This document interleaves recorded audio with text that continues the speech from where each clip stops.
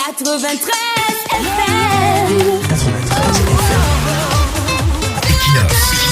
Radio.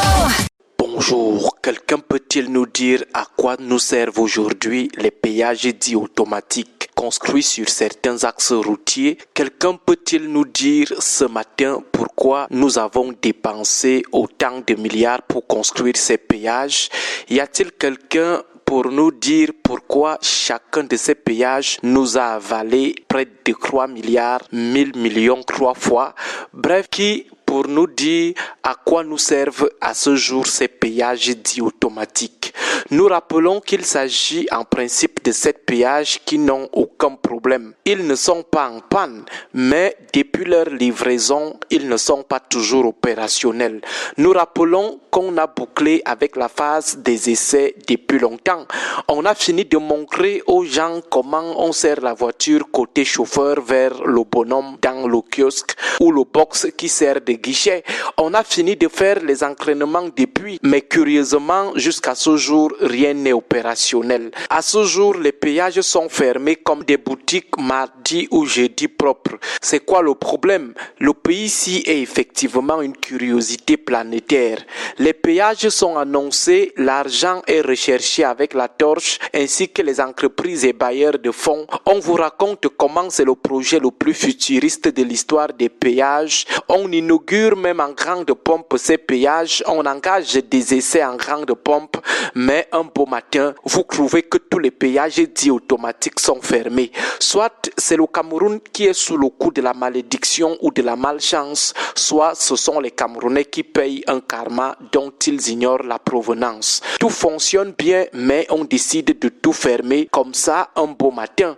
En initiant le projet en 2020, nos gens nous disaient comment il était urgent de construire ces péages dits automatiques parce qu'il fallait vite améliorer la viabilité financière des péages, augmenter les recettes propres de l'État, optimiser et sécuriser les recettes des péages. Ils nous disaient comment c'était pressé. Finalement, ces péages sont prêts depuis des mois. Jusqu'à on a fait les entraînements sur ça fatigué, mais curieusement, les gens ne sont plus pressés pour améliorer la viabilité financière des péages, augmenter les recettes propres de l'État ou optimiser et sécuriser les recettes des péages. Ils disaient comment ils mouraient d'envie de voir ces péages créer plus de 300 emplois et de générer à l'État des recettes de plus de 53 milliards de francs CFA d'ici 2039. Lorsqu'il fallait faire la propagande, ils étaient pressés. Ils étaient pressés lorsqu'il y avait encore des milliards dans l'air. Maintenant qu'il n'y a plus un radis, il n'y a plus d'herbe à brouter, on n'est plus pressé.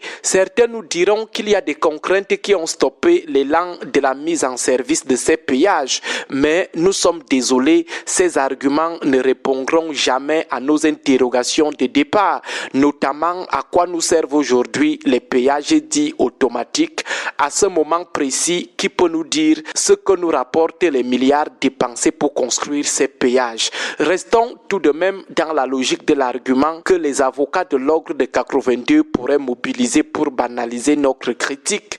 Ils nous diront qu'au moment où tout était déjà presque prêt pour commencer à utiliser ces péages, le chef de l'État est venu retirer leur exploitation à l'entreprise française Fayat qui devait exploiter ces péages pendant 18 ans, donc jusqu'en 2039. Ils nous diront que la résiliation du contrat est à l'origine de la fermeture de ces péages, que la mutation du contrat partenariat public-privé en marché public est montée et descendue, que le président aurait décidé de cette mutation, de cette résiliation du contrat d'exploitation parce que le secrétariat général de la présidence de la République lui aurait agressé un rapport qui montrait que l'entreprise française allait nous bouffer mal mauvais. Même en considérant cet argument, difficile de justifier la non-mise en service des péages qui, faut-il encore le rappeler, ne sont pas en panne.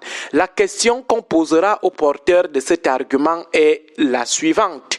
Pendant les 4 ans de construction de ces péages, le secrétariat général de la présidence de la République attendait quoi pour faire son rapport? Ce n'est qu'après 4 ans qu'on a su que l'entreprise française allait nous bouffer mal mauvais sur ce projet. Ils ont seulement reçu la révélation du Saint-Esprit sur la duperie de l'entreprise française 4 ans après, ce qui serait même encore faux, parce qu'avant même le démarrage de ce projet, c'est-à-dire en 2020, suite aux études d'avant-projet détaillées de 2014, 6 ans avant, le ministère des Travaux publics avait publié un mémo qui disait clairement ce que le rapport du SGPR est venu dire en 2024. Mais comme il y avait des milliards dans l'air, on a ignoré ce que disait ce mémo, dont l'argument que pourraient avancer les tenanciers du système ne tiendra jamais. Sinon, voilà des éléphants blancs, des péages blancs sur nos axes routiers, des péages qui ne nous servent absolument à rien pour le moment.